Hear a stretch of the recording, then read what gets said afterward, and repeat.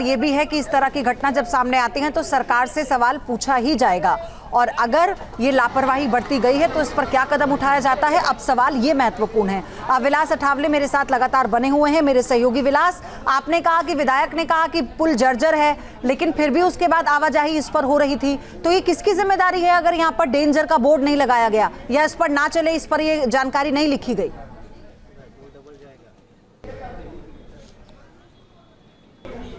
देखिए, ये पूरी तरह से प्रशासन यानी जो राज्य सरकार के अंडर में पीडब्ल्यूडी डिपार्टमेंट है, अगर उसने ये भी ब्रिज बनाया है तो उसकी जिम्मेदारी है। अगर ये नगर पालिका ने ब्रिज बनाया है तो ये नगर पालिका की जिम्मेदारी है।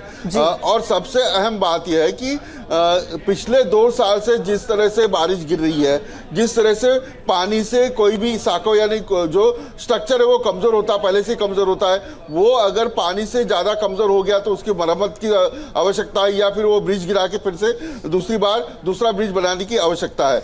तीसरी अहम बात यह है कि ये वहाँ के इंजीनियर या अधिकारियों को पता होना चाहिए कि बारिश के बाद कोई भी घूमने आता है या टूरिस्ट आते हैं तो जाहिर है नदी का नज़ारा देखने के लिए ब्रिज के ऊपर काफ़ी बड़े पैमाने के ऊपर भीड़ हो सकती है। ये भीड़ 50 से ज़्यादा 100 तक जा सकती है, 100 से ज़्यादा 200 तक जा सकती है। अगर ज़्यादा भीड़ हो गई तो उसकी कैपेसिटी ब्रिज हो पा सकता है क्या, यानी वो ब्रिज में कैपेसिटी है क्या कि 100 लोगों की क्षमता वो पूरा कर सके। तो इसका ध्यान वहाँ के लोकल जो नगर विकास के नगर पालिका के अधिकारी है या फिर पीडब्ल्यूडी के अधिकारी है उनको होनी चाहिए। तीसरी अहम बात, वहाँ के स्थानीय जो एमएलए है या फिर एमपी है उनके ऊपर भी ये जिम्मेदारी जाती है कि इस प्रकार के ब्रिज जो है जो कमजोर हुए हैं उनको जल्द से जल्द सरकार के पास जाकर सूचना देकर मरम्मत करवाना। तो इस ब्रिज के बारे में देखना होगा कि पीडब्ल्यूडी को और हमारे साथ जो विभाग है उसको शायना एनसीबी जुड़ चुकी है। मैं आ रही हूँ आपके साथ। अब विलास, मैं आपके पास आऊंगी, लेकिन शायना जी, ये तस्वीरें जो है ना ये बहुत कुछ कह रही हैं और सवाल उठा रही हैं व्यवस्था पर। देखिए, बहुत ही दुखद हादसा है और मैं शिवसेना की तरफ से हर एक व्यक्ति जिनका देहांत हुआ है उनको श्रद्धांजलि देती हूँ। पुणे में जहाँ ये इंद्राणी नदी के ऊपर जो ब्रिज था, इसका कोलैप्स को लेके माबल तालुका बहुत ही पॉपुलर एरिया एक था जहाँ विजिटर्स टूरिस्ट आते रहते थे, और ये ब्रिज के कोलैप्स को लेके थोड़े गंभीर सवाल भी जरूर उठते हैं शासन प्रशासन के ऊपर। रेस्क्यू ऑपरेशन के निमित्त पता चला है कि Pimpri Chinchwad police, fire brigade, local authorities, rescue survivor सभी काम कर रहे हैं, लेकिन 10 से 15 लोग जिनकी हादसा हुई, जिनकी देहांत हुई है, और 5 से 6 लोग को रेस्क्यू किया गया है। लेकिन सवाल ये उठता है कि ये हादसा हुआ क्यों?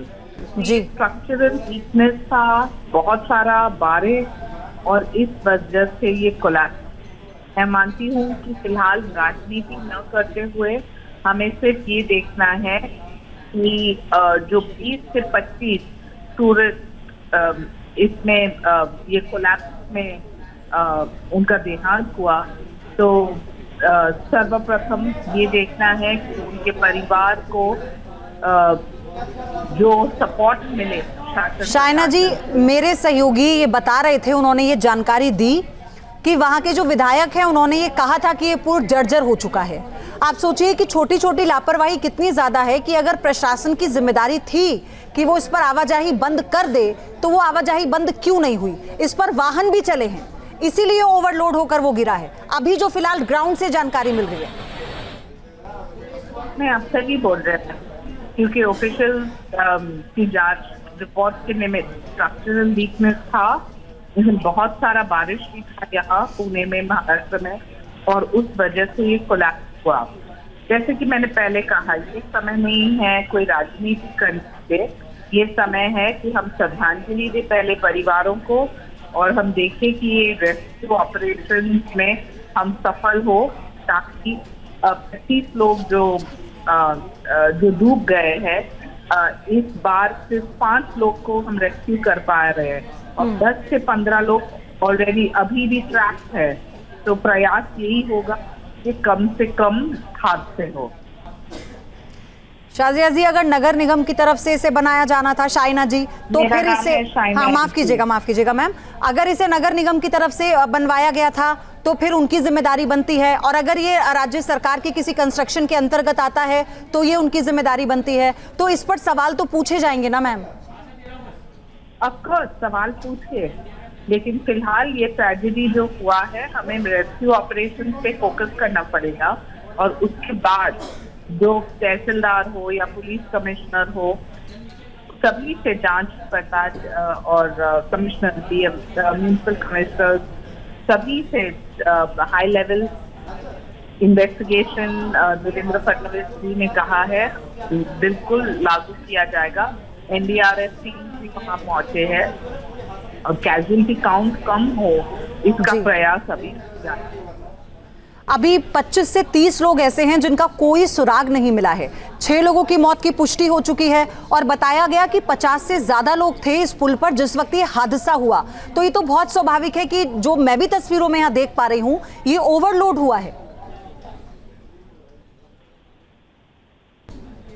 यस, आप सही बोल रहे हैं, ये ओवरलोड था, एक वीक कंस्ट्रक्शन और बहुत सारा बारिश जी, इस वजह से ये हादसा हुआ है। लेकिन फिलहाल जैसे मैंने कहा 5 लोगों की रेस्क्यू हुए हैं सो फार। 10 से 15 लोग जो फंसे हैं उनको रेस्क्यू करने का प्रयास है, और राजनीति न करते हुए। शाइना जी, एक छोटा सा आखिरी सवाल मेरा ये है कि ये कह दिया जाता है कि इस पर राजनीति ना हो, लेकिन चाहे कोई भी सरकार हो और किसी भी राज्य में इस तरह की घटना होती है तो क्या ये जवाबदेही और जिम्मेदारी लेने वाली घटना नहीं है? नहीं, बिल्कुल।